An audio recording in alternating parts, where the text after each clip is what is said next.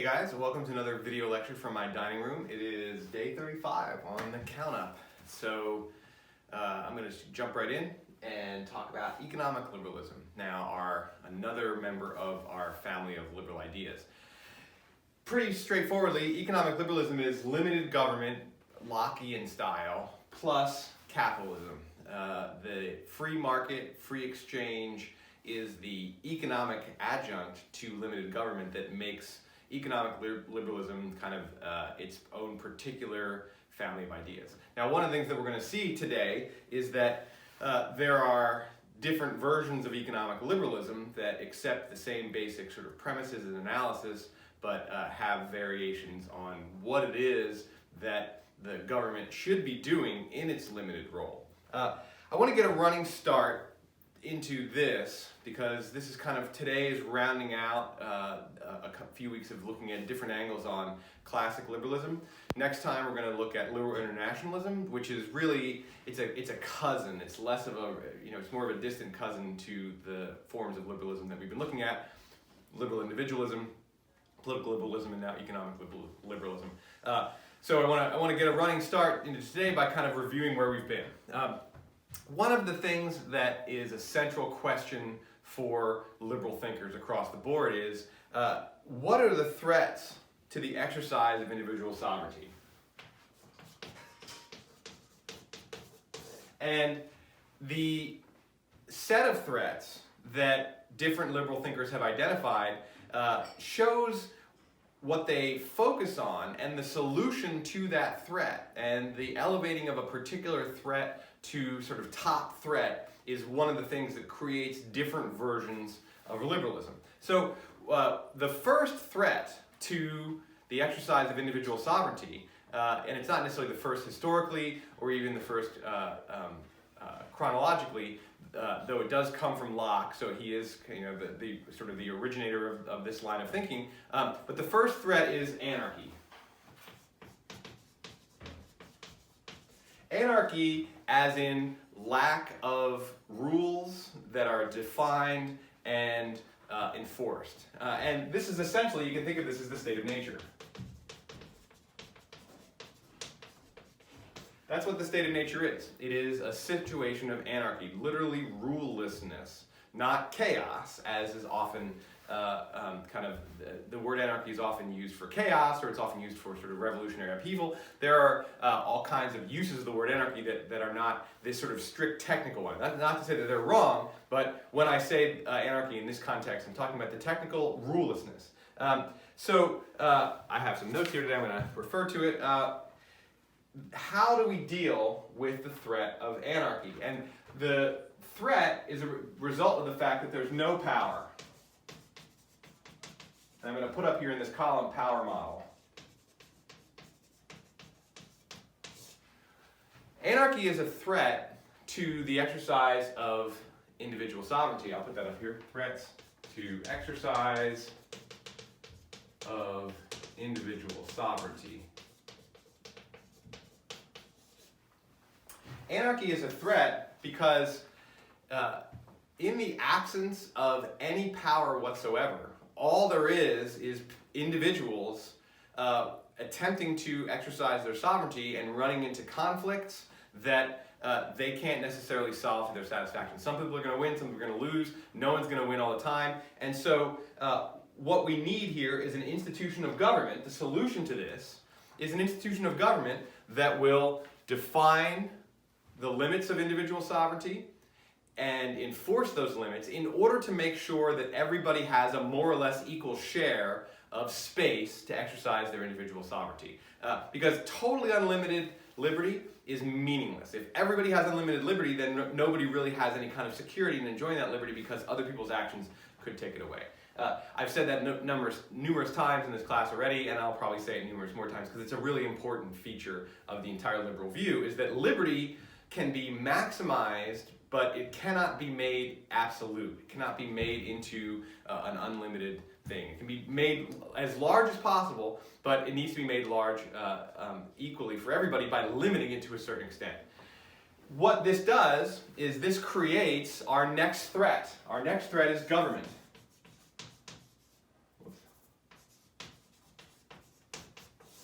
And the reason why government is a threat is because now, instead of no power, we now have hard power. Hard power is basically direct force, as well as the threat of force. And the threat of force is backed up with the ability to actually apply direct force. So the hard power is created, and we're still really kind of just following the Lockean path here. Hard power is created in order to enforce and define and enforce our rights and to make them meaningful. But the government itself becomes a new threat, and how do you deal with this particular threat, right? The way you deal with the threat of anarchy is you go to government, okay? The way that you deal with the threat of government is you have checks and balances. And you have both internal and external. Internal is the separation of powers, and external is democracy, otherwise known as popular sovereignty. The idea is that the government has a limited role, okay, and this is where limited government comes in. Limited role. In order not to be to solve one threat by creating an even worse threat, first of all, government has to be limited to the job of defining and enforcing rights, and second of all, there have to be some checks that make that into reality. A third threat that doesn't necessarily follow from this, right? Anarchy and government are related as threats. The state of nature is a threat because there's nothing to enforce our rights. The government solves that problem, but it then itself becomes a threat. A third threat is society. And we can think of this as soft power. Influence that is strong enough to get people to do things, not because they're being physically forced, or because, hang on.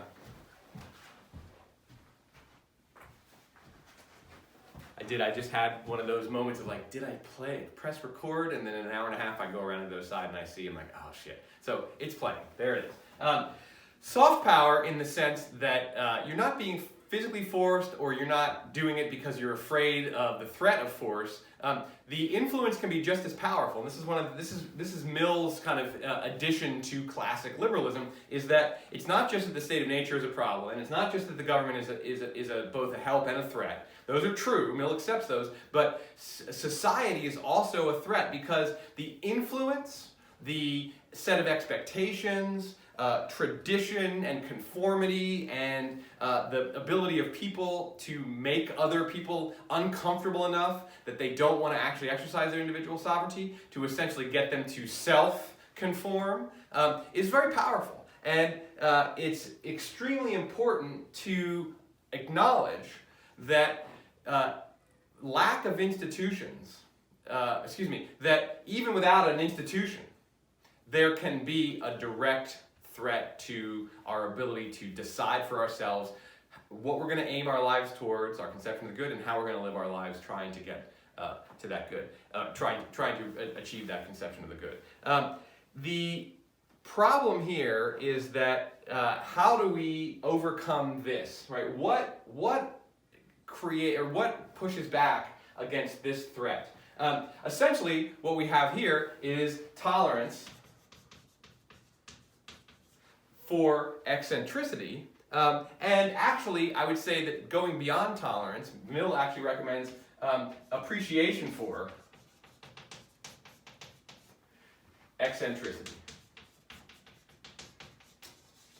Now, I'm going to pause here for just a minute and note something that's coming in the class, which is my sample speech. You guys have a speech that's due in a week, and I'm thinking about actually extending that deadline because the sample speech that I promised, which was supposed to land a week ahead of when your speech is due, is I'm working on it today, and I'm not sure I'm going to actually have it done today, Thursday. It may come on Friday, but my speech is going to be on eccentricity. You have to pick a quote from the readings, any of the readings so far, and I've picked a quote from Mill, and I'm just telling you, don't pick a quote from Mill on eccentricity. But I'm going to talk about this, but just to kind of anticipate my speech and also to repeat something that I mentioned last time when talking about Mill, is that the way to make sure that societal pressure, social tyranny, as opposed to political tyranny, tyranny in the majority in both cases, right? If the government tyrannizes you, it's possibly in a democratic system because of the majority, possibly with the minority, but when society tyrannizes you, it really is kind of the tyranny of majority,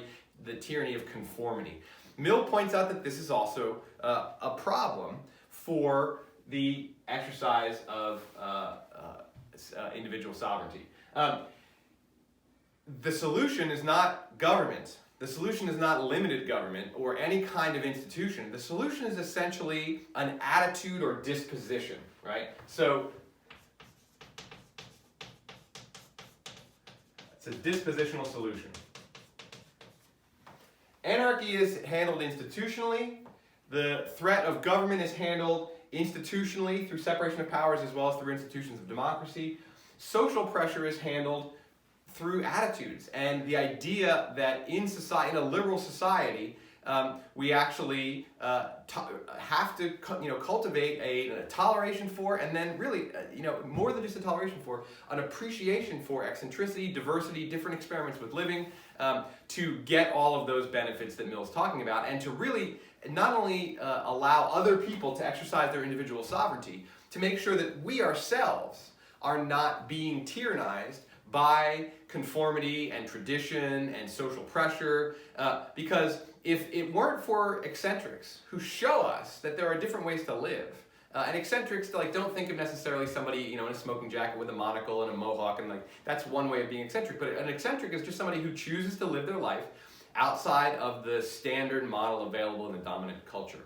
If it weren't for eccentrics in this sense, and it's a broad class of people, people walking around the world pursuing a conception of the good and making choices to what means get them there aren't really exercising the full range of individual sovereignty, because their conception of the good is probably just borrowed from the dominant culture, borrowed from their upbringing, borrowed from the only small set of models or singular model they've been shown in their life. So it takes these people. So essentially the solution to societal soft power as a threat to our individual sovereignty is eccentricity, and then of course rationality, the both expressive and instrumental, but mostly expressive, to be able to say, oh, here are people living differently. I'm going to consider these different models of the good life, these different conceptions of the good. And then again, as I said last time, even if you land back on the one that you were born into and there's the dominant culture,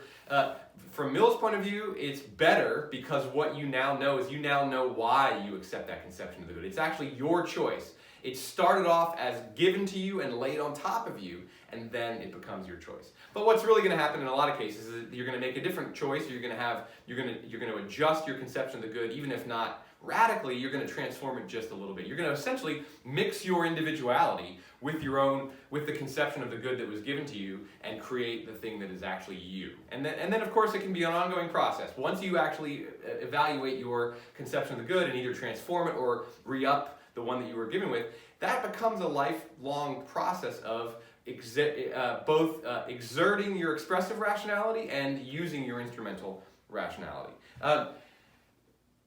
Up to this point, we've kind of got the classic model of liberalism. We have a limited government, we have a tolerant, diverse society, and that is what we could call that liberalism 1.0. Economic liberalism is actually liberalism 1.5. It's not exactly a brand new 2.0, but it's not exactly like the classical one. And because what it does, it combines these conceptions, right? Limited government, and we could call it limited society, right? Tolerant society, with capitalism. The first liberal thinkers were writing in a world where there wasn't a capitalist system. And then even the earlier ones, like Mill, there's capitalism, but it's really a very it's a larval system. So economic liberalism really takes advantage of some more historical development, some economic development, but there's now also a fourth threat that economic liberals are really addressing very directly, and that threat is socialism. And socialism as an idea actually doesn't originate with Marx. It's much older than that, but even in the modern form, the late 18th century and then particularly the early 19th century, there emerge a number of socialist thinkers. They're usually utopian thinkers, and often they were actually the architects of small utopian communities, like Robert Owens, who formed a utopian socialist community. Marx himself calls himself a scientific socialist because he wants to put the socialist ideal on a scientific basis. We'll talk plenty about Marx in the second half of the class, so I won't say anything more about him there. But the idea of socialism, that society is not oriented simply towards protecting individual liberty, but that there are social goals that are worth pursuing, that actually are both desirable to society and are necessary for the full flourishing of the individual. Socialism arises as a kind of an early counter-discourse to the liberal discourse.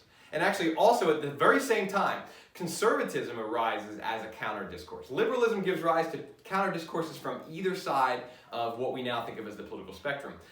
Conservatism arises as a way of saying, oh, wait a minute, tradition, conformity, adherence to precedent, stability, these are all necessary to society. So essentially saying, no, this soft power is the right kind of power to have. Socialism is a way of saying that society needs to go beyond simply trying to protect the exercise of individual sovereignty.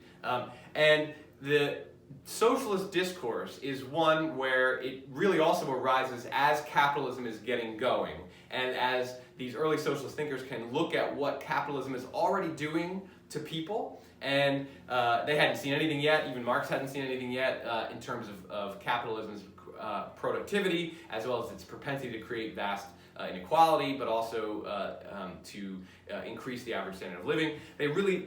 Early socialist thinkers kind of knew what capitalism could do, but they just hadn't even seen the tremendous power as well as the tremendous amount of destruction that it could wield.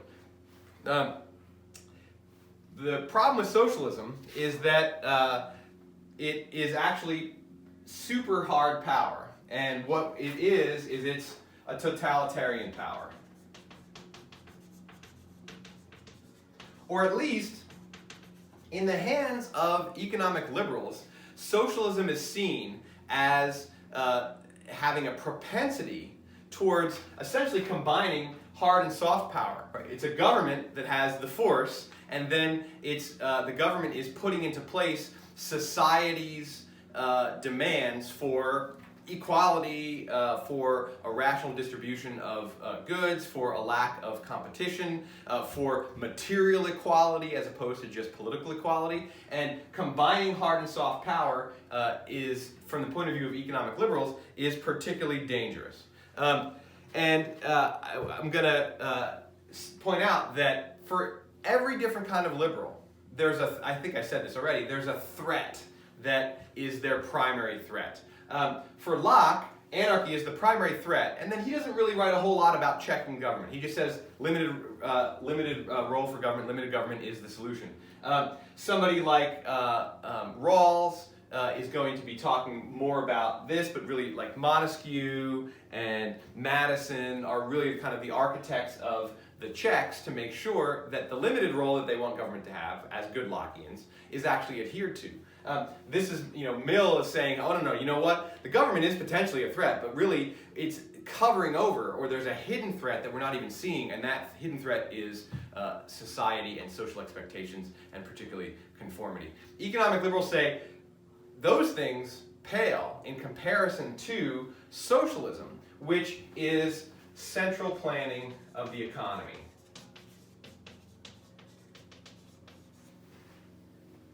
Definitely need to be using my notes here more than usual. Let's see.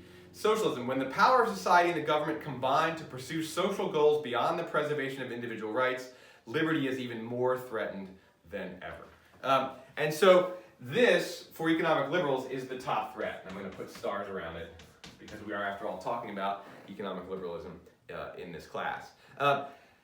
This, to go back to the sort of power model, this is hard power, and what it is it's public power. This is soft power, and what it really is private power. And what socialism is, totalitarian power, is a combination of public and private power. It's basically taking private power and handing it over to the public sphere. Economic liberals are apt to see the government as the biggest potential threat to our liberty. And not just any government, but a central planning government. Economic liberals really are, as I say, limited government. This is their thing. They're good Lockeans in the sense that the real solution, not just to anarchy, but to its sort of the extreme opposite, which is socialism, is limited government. So the government is supposed to define and enforce rights only. Okay. So the solution, this is central planning is the threat, and the solution to this is limited government. The big thing that makes economic liberals sort of a development on Locke is that, one, they see capitalism and they're saying, oh hey, one of the things that pushes back against central planning is capitalism, and so the solution is limited government, and the rights are going to be both political and economic rights. Now Locke, of course, talks about property rights, but in a different way than economic liberals, because he's talking about it in a pre-capitalist place where essentially he sees our ownership of things as mixing our labor with the raw universe, and then we sort of bring that stuff as an adjunct onto our own bodies, and then our property essentially becomes an extension of our bodies, and so it is now one of our fundamental rights. The economic liberals are actually looking systemically, and they're saying the reason why economic rights are important is not just because property rights are part of our kind of fundamental liberty, it's because economic rights secure individuals against the big danger of central planning.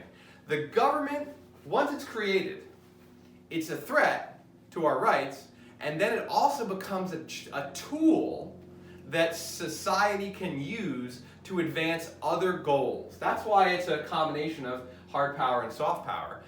And then they combine to become this thing where, okay, here we have all this force concentrated in the government, and it is, even if it's democratic, it can be captured by a majority that says, hey, we want to move towards less competition, we want to move towards less inequality, we want to move towards a high level of economic security, we want to move towards some kind of social conformism. There's a lot of things that can be done with the government.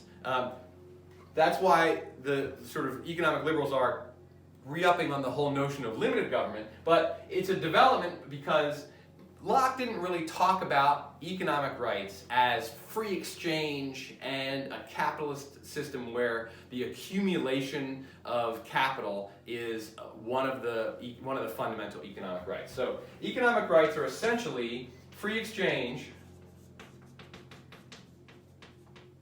and unlimited accumulation.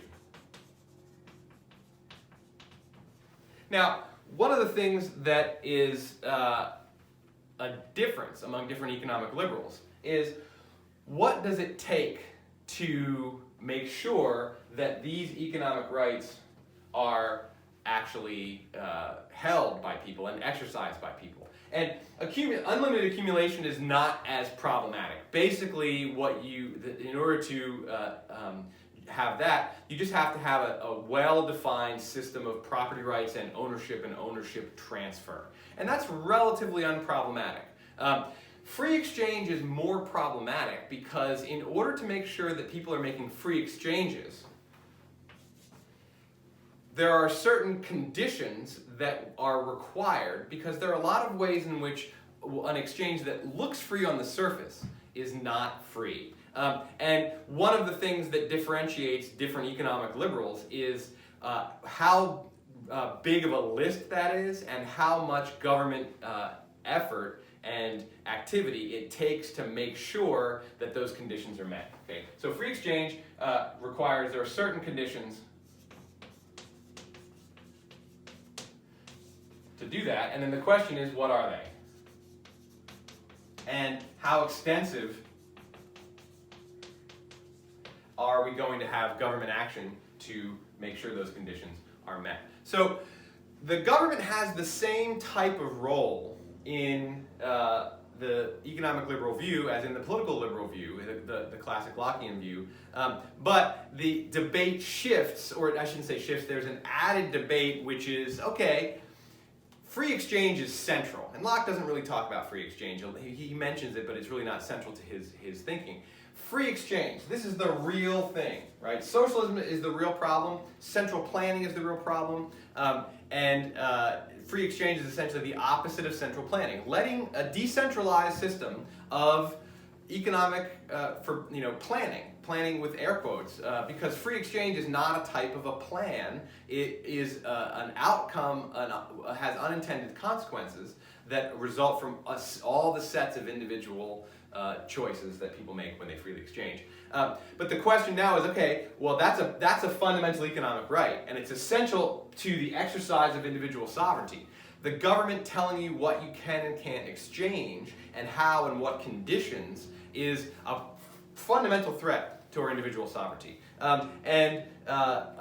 Milton Friedman, in the reading for today, where is it? I have it down here somewhere, Capitalism and Freedom, he gives us a number of different examples in the very first couple pages that tell us, show us how it is that government, even sort of very familiar types of regulations, are actually fundamentally, taking away our right to decide what we're going to do with our bodies. Like individual sovereignty, a big part of that is our money and our goods. And when we don't have the ability to exchange those freely, then the government has attenuated our individual sovereignty, not in the name of protecting it, but in the name of pursuing some other kind of goal, whether it be economic equality, or whether it be economic stability, or whether it be some kind of social good that's being taxed that people are being taxed in order to pay for, like clean beaches or whatever it happens to be, or not clean beaches but public beaches. Any of those things are going to impugn our free exchange, but there are also conditions. If people are forcing you to make exchanges, that's not free. That's a mugging, is clearly not a free exchange. But there are lots of things that have the impact of a mugging that don't necessarily have the exact physical structure of a mugging. So if somebody misleads us into thinking that the thing they're exchanging is better than it is, that attenuates our free exchange as well. Economic liberals are happy to accept government action that ensures free exchange. They're happy to accept government action that protects unlimited accumulation, that makes sure that transfers of wealth from one generation to the next, or to whoever people want to transfer their wealth to, happens without interference. And a big part of that, unlimited accumulation, is avoiding things like an estate tax, any kind of taxation on wealth that gets passed on. So there are definitely things that economic liberals see as impugning these economic rights. Economic rights are not seen fundamentally as separate from political rights. Political and economic rights are seen as both, one, ends in themselves, things that are just part of us as rights holders, right? We have a right to exchange freely. It's part of our control over ourselves, is control over the things that we have. They're also seen as a means to an end to make sure that people actually have the ability to exercise their individual sovereignty without being told what to do. But free exchange, what will protect that? How much government action is going to be required? So economic liberals will vary here in terms of how extensive is government action to protect our freedom of exchange. But they will never disagree on whether or not the government can go beyond these basic tasks of defining and enforcing our rights. Different economic liberals will see definitions differently. They'll see the list of conditions differently, but they will never say, well, there are exceptions to the limited role of the government. The government must always be limited to the role of defining and enforcing our rights. And the enforcing part, of course, means that making sure that the conditions are not just preventing people from stealing from us, but making sure that the conditions for free exchange exist. So what economic liberals are actually asking for is that our political debates within a democratic, limited government, our political debates are always debates about means to this end. that we don't debate, are there social goods that we want to collectively pursue? We don't debate, are there social conditions that we want to ameliorate? We don't debate, is there some kind of overall common good that we're going to move towards, and people who don't like it, we're going to force them to. All of these things are forms of central planning, right? Central planning does have a kind of a specific narrow technical meaning of the government, deciding on the distribution and allocation of resources, productive resources in society. And for sure, economic liberals do not want to see the government doing that. And the reason they don't want to see the government doing that is because it leads to tyranny. And part of what the critique is that as soon as you allow the government to start doing more than just protecting rights, it's going to be traveling the road to serfdom in Hayek's case, or in his term. Or really what it's doing is it's moving towards a greater and greater centralization of political power, which is always going to move against individual sovereignty. So it could be slow, but when you allow the government to go beyond the boundaries of defining and protecting rights, you're essentially, it's a slippery slope to some form of tyranny. And that's a common theme in all the readings that I gave you for today, which is the 3 different readings, but also in all the economic liberals, is that there's a slippery slope here. You might want, it's very tempting for us to want to take this new tool and not just use it for its original intention, which is to define and protect rights, but to use it for other intentions. And using that tool outside of this domain for something new is the thing that is considered most dangerous. So if there's some sort of one thing that you want to say, well, what are economic liberals, and what is their primary concern? It's that the government is potentially a tool that could be massively abused. And of course, early over here, it's like, okay, government is a threat. They're just saying, yeah, here's exactly why it's a threat. Probably the biggest threat that the government will go beyond the bounds of its legitimately limited role is that it will get involved in economic planning. It'll get involved in pursuing economic goals that a lot of people are going to want, but that are not legitimate. Just because people want things doesn't mean that it respects everybody's individual sovereignty. That's actually one of the things that Mill points out. Social tyranny isn't necessarily a bunch of evil-minded people like, I'm going to manipulate you into living your life the way I want you to live it. It's people who just have these strong expectations that there's a right way to do things, and people who depart from that are punished not necessarily with force or the threat of force, but are punished with social censure, are punished with being criticized, are punished with being sort of outcasts. The Mill sees that you don't even need a government institution for society to begin abusing the power that is eminent in it. So economic liberals are just looking straight at central planning, but it itself is a stand-in for any kind of major project that the government might want to undertake. It's a democratic government, and it could want to undertake that because the majority of people say, hey, we want there to be a high level of economic security. We want there to be a tiny level or low level or nothing of inequality.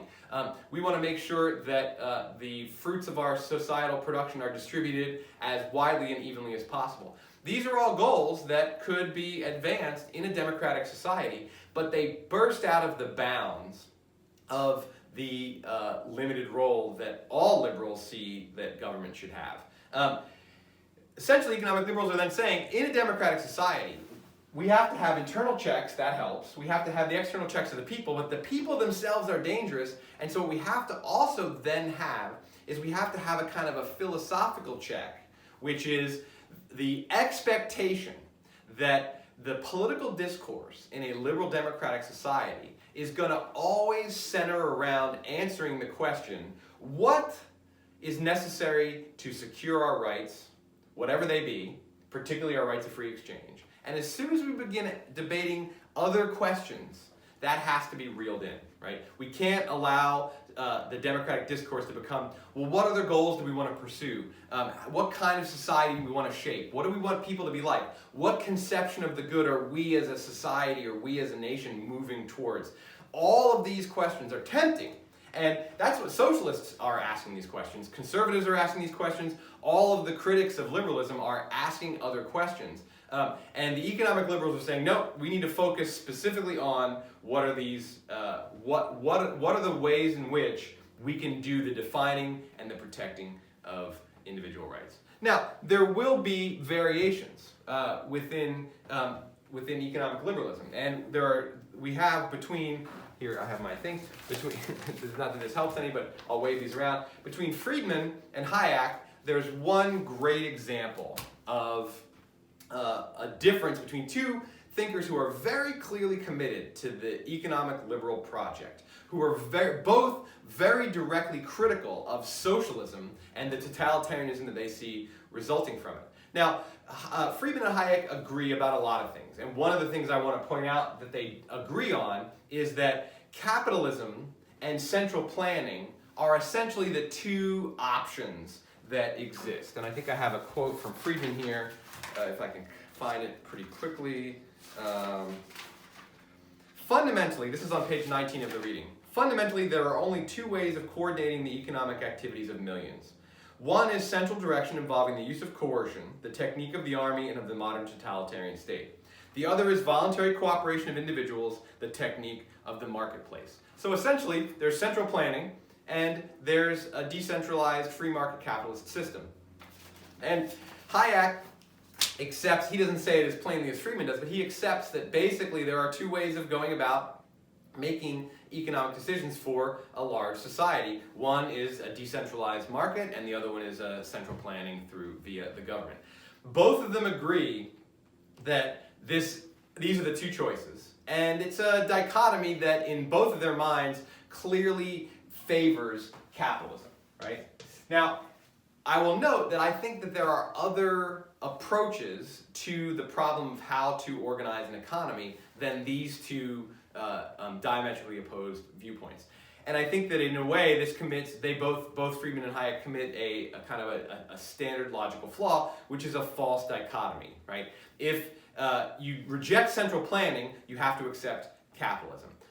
There's a way of saying that we're not going to centrally plan the entire economy, but we're also not going to then just have free exchange and unlimited accumulation, that there is going to be a place in between where there are attenuated property rights, that the wealth of society can be distributed by the government in a way that achieves certain goals, but that the entire economy is not centrally planned.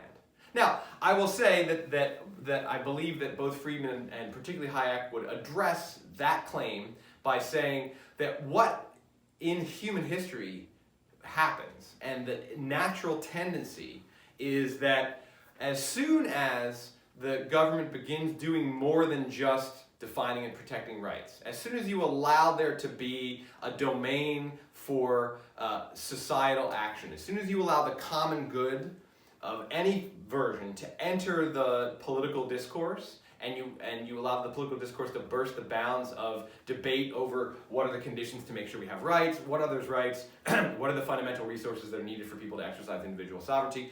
Once we have a political discourse that allows other, essentially, thematics to enter, besides just the rights debate, the debate that centers around, well, what does define the harm principle and what government actions are necessary to make sure that people's exchanges are free. As soon as we introduce that political power has a tendency to accumulate and to move in the direction of totalitarianism.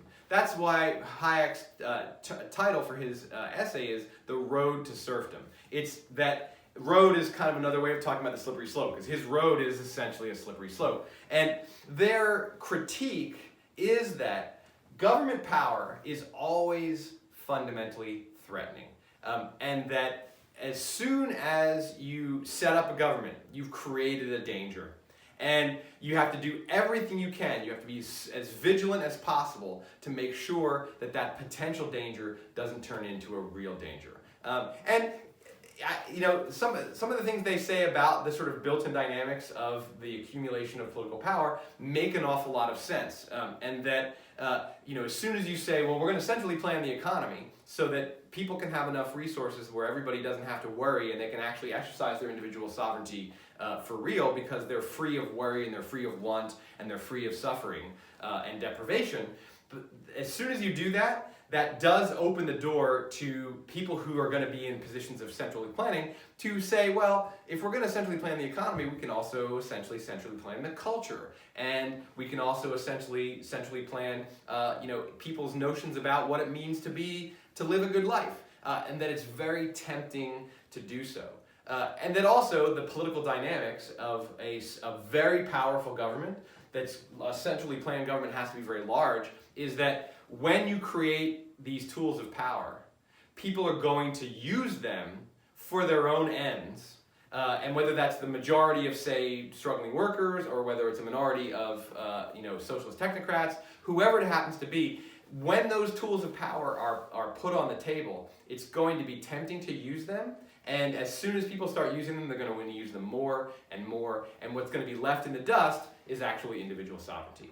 And as a number of the writers that we've seen in this class already have said, they will continue to speak the language of liberty. They will use the word liberty. They will use terms like freedom and sovereignty and individualism, but they will bend their meanings in a way that essentially distorts the core of what individual sovereignty is, which is that the individual person gets to decide on their conception of the good and decide the means to pursue that conception of the good, the means to the end. The most important thing is the getting to decide your own conception of the good. Totalitarianism is society or the government or some elite or some singular strong leader who decides what everyone's conception of the good is, and that this tremendously powerful institution will be used to bend society in that particular direction. So I think there's a false dichotomy-like thinking in the economic liberals that there's central planning and there's capitalism, and central planning is terrible, and so capitalism at worst or at minimum is a necessary evil. Even if it's not super positive, even if it brings with it costs like inequality and suffering and deprivation and toil, and kind of some people having greater resources to exercise their individual sovereignty than others, the alternative is even worse, right? Capitalism does make it difficult for some people to exercise their liberty in the fullest possible way, but central planning makes it impossible for people to exercise their individual sovereignty. And that the totalitarian pull, the gravity of totalitarianism, once you step outside this bounds of a limited government, is something that is to be guarded against. And so, much like many liberal thinkers, there are trade-offs, and there is an acknowledgement that this is not a perfect system. It's not a utopia. A liberal society is not a utopia. A limited government with a capitalist system of free exchange and unlimited accumulation is going to have downsides to it, right? One of the biggest downsides is that people through free exchange make bad choices, and they will therefore suffer and be worse off than they would otherwise be. But if we wanted to correct that, if we want to prevent human suffering, if we want to stop people from making bad decisions, then that's paternalism, which is on its way to totalitarianism, which means that for the sake of protecting some people from making bad decisions, we're essentially trading everybody's personal freedom to decide how they're going to live their lives. So, and that's from this point of view, that's that is a clearly beneficial trade-off. Like, we give up everybody having a satisfying life for most people having the ability to determine how their lives go. And are there victims? Are there casualties? Are there people who suffer and have deprivation and don't have as much of individual sovereignty as others? The answer is yes, but we have to accept that, because the alternative choice is to give away all of our freedom. And maybe not all at once, right? But gradually, the totalitarian pull is going to eventually win out over any kind of protected individual liberty. So economic liberals kind of see themselves as guardians of this really important boundary of limited government. That the government's job is just to protect our rights by first defining them and then by enforcing them. Now, as I say, though, there will be differences within economic liberals, and I think that the readings with Hayek and Friedman show very clearly one of those differences. It's actually a pretty meaningful difference, and that's the question of social insurance.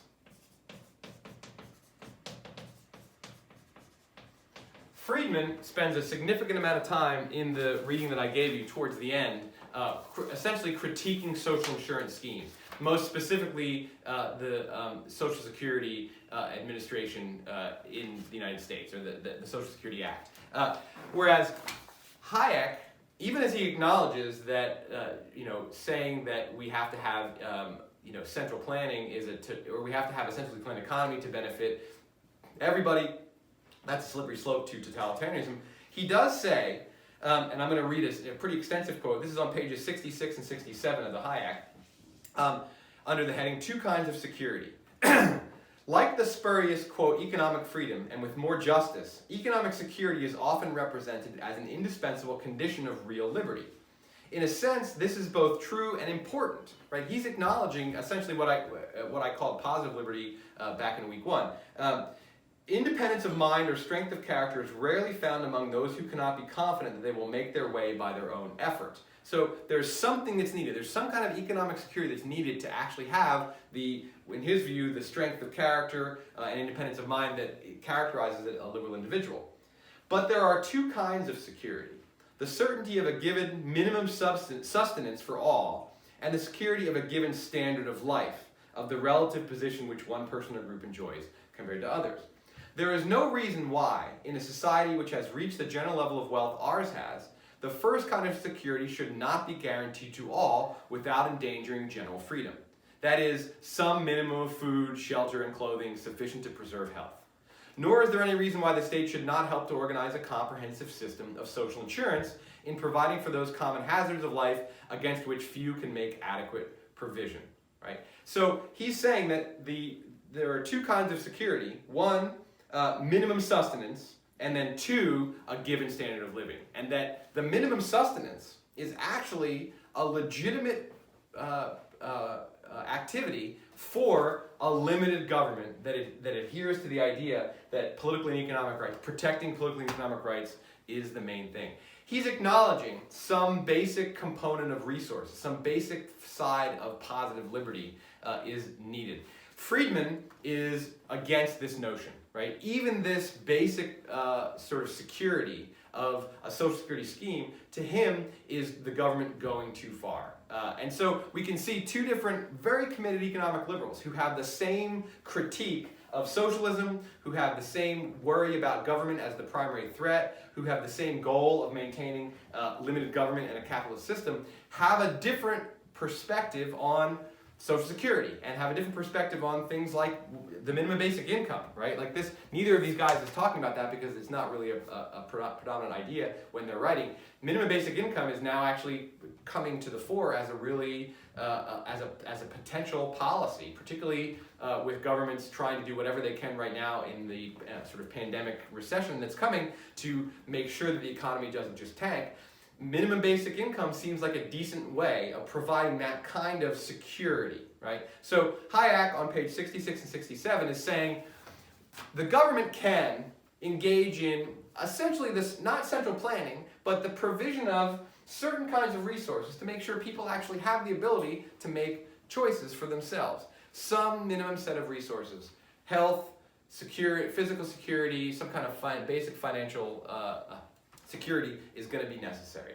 Friedman, no. And so economic liberals are not all dedicated to a very libertarian version of limited government and capitalism. And again, what does it take to protect free exchange? There could be a very extensive set of government actions, food labeling requirements, regulations on workplace safety, all kinds of stuff that is required to make sure that when people do actually make exchanges, that they are in fact free, and that some people aren't making exchanges basically out of necessity, out of fear, out of lack of resources, out of misinformation, out of any of the variety of things that someone else can do to you to make you engage in an exchange that ultimately doesn't really come from your instrumental rationality. It comes from some kind of fraud, fear, or force of some kind. So there's the potential for extensive government action to do this job, right? But what there still is there is still a well-defined limited domain. So when you're arguing about policies, you're always going to be, again, referring back to, does that promote free exchange? Does it protect individual sovereignty? Does it police the harm principle? Does it make sure that people's economic rights are not limited? Some people's rights are limited more than others. That everybody has the same, most extensive set. But again, just like anarchy is a problem because unlimited rights are essentially meaningless, in order to make economic liberty meaningful, the government might have to do a decent chunk of things. But it's the maintenance of a particular kind of political discourse that polices that boundary that is what economic liberals have in common. And this is an important feature of economic liberalism, I think, that adds to classic libertarianism, which says, okay, we need to have these two checks. As I said earlier, it's a third check. It's essentially a check on the political discourse. And how do you do this? How do you make sure that when people in a democratic society are debating policy and that arguing over who gets elected and once the elected officials are elected, what policies get implemented, when the government essentially can do anything, it has all the tools of force, and it has all the financial resources necessary. Maybe there's a piece of paper somewhere that says here are the rights that the government can't exceed, but how do you make sure that those paper boundaries are adhered to? The discourse, the dominant values in our political culture. So economic liberals aren't really adding anything new institutionally. They're not adding anything new necessarily in terms of what does a limited government look like. They are adding that sort of more robust discussion of what our rights are to the classic liberals. And they're taking Locke's notion of property rights and they're extending it into a now well-understood, well-developed capitalist system where we can see the pros and cons of capitalism, we can see the benefits of it, we can see the harms that it produces. But they're really asking for essentially, much like Mill, a disposition. And the disposition is this. In our liberal democratic society, one, we remain committed to exercising individual sovereignty as the primary goal of our society, right? And two, in order to police that limited role of the government, to essentially keep the government within its limited role, that society has to maintain an adherence to, one, liberty as a value, and two, it has to recognize that when we debate questions in the political arena, when we discuss, when we conceive of policies, that there has to be a reference back always to individual rights. Now, I think that one of the things about the United States is that our political culture, our dominant political culture, is so committed to individual liberty. It's so committed to the anti-authoritarian stance that our founders had in regard to Great Britain that we do see our primary dominant culture does see the government as a potential threat, and we also do see liberty as the primary value, that our political discourse is largely centered around arguing about where the harm principle goes, arguing about what conditions are necessary for free exchange to really take place. We do have socialists, and we do have conservatives with a capital C, and we'll talk about in a couple weeks what those people look like. We have those things, but the dominant discourse is a liberal discourse, liberal with a capital L. And so socialists aren't in the mainstream of argument. They're actually asking the dominant culture to expand the role of government beyond this limited list. So the economic liberals, they're essentially writing to get our dominant culture to stay committed to the values that it is committed to keep our political discourse the way it's always been, which is, well, we want to keep the role of the government limited. So, and that limited role is all about rights. It's all about rights. So every policy we consider has to always reference back to securing our political and economic rights. We don't get to start adding, well, what would be in the common good? What would be something that we collectively want to work towards? There's a definite fight against not just totalitarian government power, but against a collectivist mindset, against anything that's aimed towards the common good, right? The liberal perspective on human life is that the conception of the good that people pursue using their instrumental rationality is up to them, right? This, what I've called expressive rationality, the way we express ourself by the goals that we pursue, by the conception of the good that we have, by the overall view of what it is I'm here to do, that is the core of humanity. And as soon as any kind of conception of the good goes outside of the individual and brings in societal, tribal, familial, global imperatives and conceptions of the good that are handed to or forced upon the individual, then we're departing from an adherence or an acknowledgement that the individual forming their own conception of the good is the right way for us to organize society and the right way for us to live. So liberals in general are worried about violations of rights, but they're also worried about any kind of collectivist mindset. And I think that the economic liberals themselves are the most concerned about the collectivist mindset. And their critique of totalitarian power and of like the slippery slope that gets us there is to say that as soon as we introduce collectivist notions into our democratic discourse, we're eroding one of those important checks on the boundary of legitimate government action. And we're going to end up in a place where we don't have the individual in the center place in our political thinking anymore. So liberalism requires a number of different limitations, and those limitations have to be policed in certain ways. And all liberals, whatever they see those the boundaries or the place of those actual lines, all liberals are concerned about making sure that these boundaries are maintained effectively. It requires a government, it requires internal checks and balances, it requires the exercise of popular sovereignty, and it requires, now adding another thing from the economic liberals, it requires a political discourse that doesn't stray from liberty as the central concern.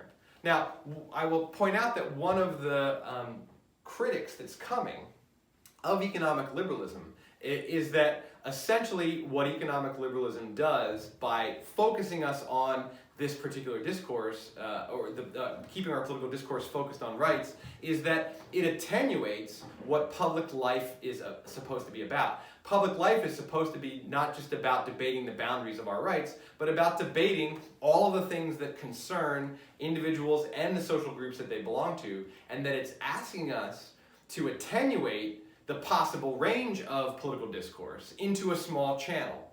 And the economic liberals, I think, would say, yeah, exactly. We're asking for a highly attenuated political discourse because that highly attenuated political discourse is the only way, or I shouldn't say the only way, it's a necessary condition for making sure that the government stays in its limited role. And it's extremely dangerous, and history is strewn with examples of governments that get outside of this role of protecting individual sovereignty, ending up being tyrannical and sometimes extraordinarily tyrannical.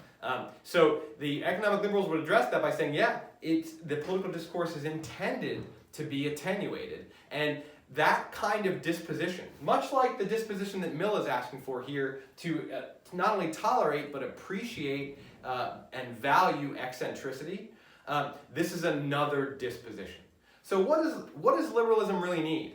Liberalism needs, one, a conception of the individual as rational, self-directed, and having the potential traits that can be cultivated of being able to live a life where you actually make your own decisions, both about the big things, what am I moving towards, and about the little things, how do I move towards that particular thing.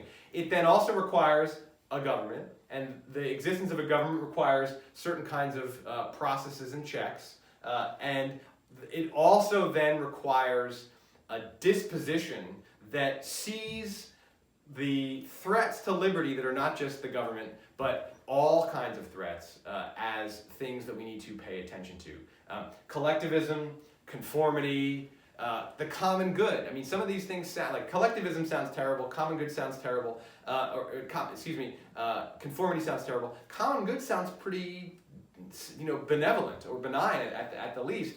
But I would say that both Mill and the economic liberals are worried about even something like the common good, because it moves us towards a disposition that is potentially problematic to the limited role. Limited government. Capitalism is really, it's potentially a necessary evil, if only because the only alternatives pull us in the collectivist direction, right? So there are some economic liberals who are like, capitalism is awesome and there are no problems with it, and anybody who thinks there are problems with it should shut the hell up. But more sophisticated, realistic economic liberals, and I count all of the readings today as those, acknowledge that capitalism comes with some downsides, but that the only alternative is either directly problematic, a centrally planned socialist society, or is heading us on a slippery slope to that particular other side. And that capitalism, therefore, even though we can acknowledge that it potentially is problematic, is a necessary bulwark against the loss of liberty. All right, well, I feel like I'm already starting to repeat myself within this lecture, and certainly from other ones I've given in the past, so I'm going to just say happy weekend. It's beautiful and sunny outside. I hope that you guys are able to enjoy your lives and exercise your individual sovereignty in ways that advance your conception of the good. All right, bye.